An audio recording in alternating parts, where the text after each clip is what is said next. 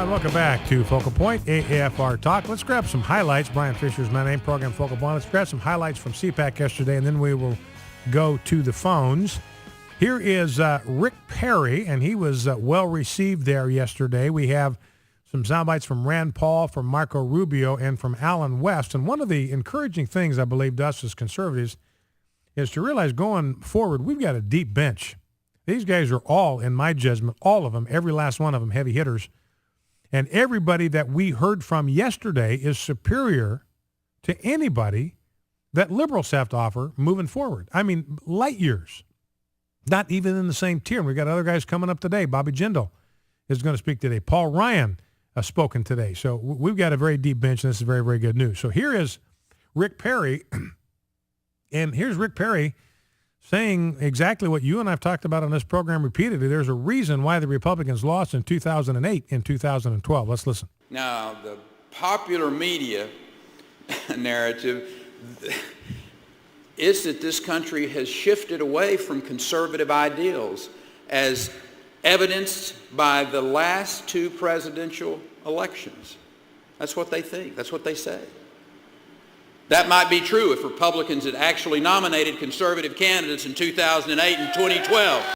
Now, Rick Perry, I think he's making a good point there. The problem is not that the electorate moved away from conservative values. The problem is that the GOP moved away from conservative values, and that's why they lost. 4 million Republicans stayed home. That's why Romney lost. 4 million Republicans didn't even bother to go out and vote. Now, here is Rand Paul, and he brings it to the old guard. Remember, he's gone hammer and tongs at John McCain and Lindsey Graham in the recent past, and he isn't backing down. Let's listen. GOP of old has grown stale, everyone who values liberty to stand with me. Thank you. God bless. I don't think we need to name any names. Do we have a problem with that clip? Okay, let's listen to Rand Paul. The new GOP will need to embrace. Yeah, I guess we got a problem with that clip, so I'm not sure what happened there. But Rand Paul, you heard that in the soundbite that Jeff put at the beginning of the program, that the GOP of old has grown stale and moss-covered, and he got a big reaction from that. Now, one of the tricky parts of this is young people, millennials, they love libertarianism. Because libertarians just tell them, hey, you can do whatever you want, and nobody is going to complain about it. Nobody's going to criticize what you do. Nobody's going to talk to you about it. Nobody's going to have a problem with what you do. Knock yourself out, do whatever you want. That's not liberty. That's a form of bondage. Remember, Jesus said everyone who commits sin is a slave to sin. So license is not liberty. It's a different form of bondage. And I think that's the danger with this libertarian drift in the Republican Party, is it's going to lead people right into bondage. But it's very, very popular with the 20-somethings because they don't like to be told what to do. And the problem is if the GOP panders to these 20-somethings, it's going to be a problem for them in the end, because these millennials, they're not going to stay in their 20s forever. That's the problem. You adjust your entire message to people that are 26 years old, they're not going to stay 26. They're going to turn 30. They're going to get married. They're going to have kids. They're going to take on more responsibility and work, and they're going to get more conservative as time passes. And then they're going to get to age 40, and they're going to wonder, where did the Republican Party go? I've got no party that's standing up for the principles that I see now that I have a family of my own that we need to honor. Here is Marco Rubio. You got two sound bites from Marco Rubio from the address yesterday. Here's clip one. In order to work together with people that you disagree with, there has to be mutual respect. That means I respect people that disagree with me on certain things, but they have to respect me too. Just because I believe that states should have the right to define marriage in a traditional way does not make me a bigot. Just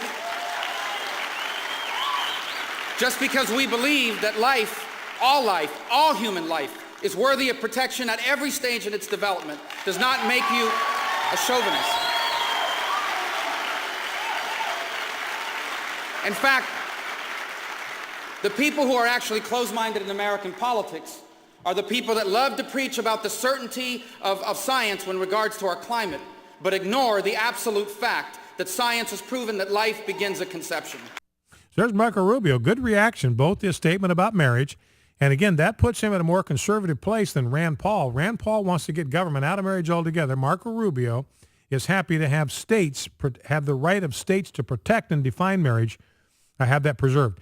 Here is the finish of Marco Rubio's speech, and here's where he talks about the fact, look, we don't need newfangled ideas. Let's listen. We don't need a new idea. There is an idea. The idea is called America, and it still works.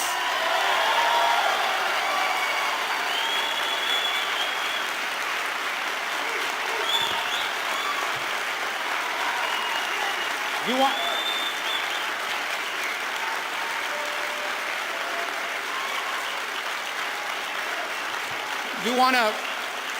want proof that it still works? You want proof that it still works? Look around the world today. Who are they copying? They're not copying the former Soviet Union. They're not copying Russia. They're not even copying China. They are copying us with every step towards free enterprise. Millions of people all over the world are emerging from poverty. Millions of people all over the world are emerging from generational poverty because they were inspired by the American idea. They may claim to hate us, but they sure would like to be us. He's exactly right about that. And another proof of American exceptionalism is everybody wants to come here. I mean, they say they hate us, but they're all trying to sneak in here.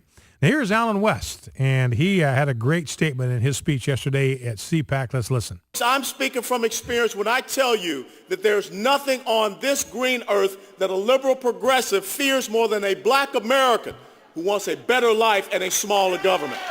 Well, they love that. Alan West bringing it. Nothing that liberals on earth or progressives on earth fear more than a black American, such as Alan West, who wants a better life and a smaller government. Well, let's go to the phones. Let's start with Hayden in Tyler, Texas.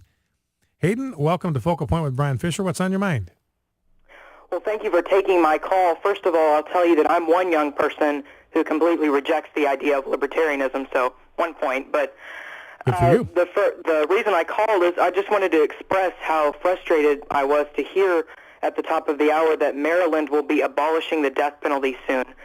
This is immensely absurd, first, and second, justice will never be done in the state of Maryland again because it will be legally impossible for someone to get the ultimate penalty for causing the death of an individual, which I believe is tragic. All right, Hayden, listen, I appreciate that call, and I got a story in the stack. I printed out as looking right at it. Again, about what Maryland is prepared to do. They're about to be the 18th state in the union to ban the death penalty. And I agree with Hayden. This is bad for justice because the death penalty is the ultimate expression of the sanctity of human life. Because when a society provides the ultimate penalty for the taking of an innocent human life, we are saying to the world, this is how much we value human life. This is the price that we place on human life. If you take a human life without cause, you're going to be required to forfeit your own life. So a lot of people think it's the opposite of placing value on human life, but I believe it's the other way around. That's how we show the value that we place on human life. And do not forget, Jesus, or God rather, in Genesis 9, 5, and 6, he authorized the death penalty. And it's reaffirmed in Romans 13. In Genesis 9, God says about a man who sheds the blood of man, by man shall his, blood be shed. If a man sheds the blood of a man, by man shall his blood be shed. That's God authorizing men to receive delegated authority from him to exercise the death penalty, the maximum penalty for murder. And so that's found in Genesis 9. And then Paul reaffirms that in Romans 13 when he says, referring to the state, it does not bear the sword, uses the word sword, does not bear the sword for nothing. Now, the sword is an instrument of lethal force. All right, Hayden, listen, I appreciate that call very, very much. Let's go to John in Star, Florida. John, you're on Focal Point. What's on your mind? How you doing today? Doing good. How are you? All right. I was wanting to talk about the Deuteronomy 23rd chapter again. Now, what about Deuteronomy 23 do you want to talk about? I was wondering if when it says in there that you cannot enter into the congregation of the Lord. Yeah. Does that mean you can't be saved?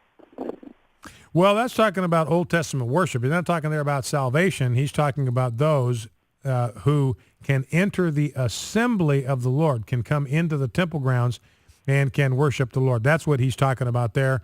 And the Ammonites and the Moabites were prohibited from entering the assembly of the Lord because of the way they had treated the nation of Israel on their way from Egypt to the promised land. And, it's an interesting thing, by the way, because what God is really saying there, and thank you for the call, John, what God is really saying there is that decisions that nations take and make can have lasting implications for their descendants and for decades even to come. So here are the Ammonites and the Moabites, the leaders of their day back when they were coming through to land of Canaan, had attacked the Israelites. They had refused to provide safe passage for them. And God says, I'm going to remember that.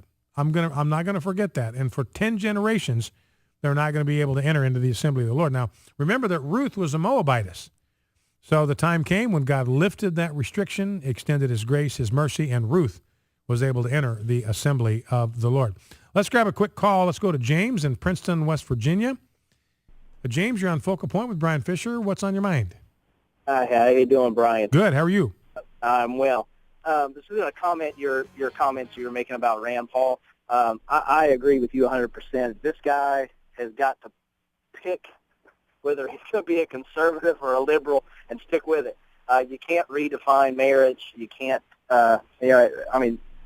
basic principle teaches, even if you want to fall back on the whole science issue, marriage is intended for procreation, and you can't do that with two members of the same sex. And marriage is described as a union between one man, one woman, in front of one God for eternity. And that's, this guy's got to, if he's wanting to be a viable candidate, he's going to have to pick which side he's going to be on. He's going to go with apparently the rest of the GOP establishment and run awry as rhinos. I think I'll appreciate that, James. Got to let you go up against the end of the hour, but I think it's going to hurt Rand Paul in 2016. Back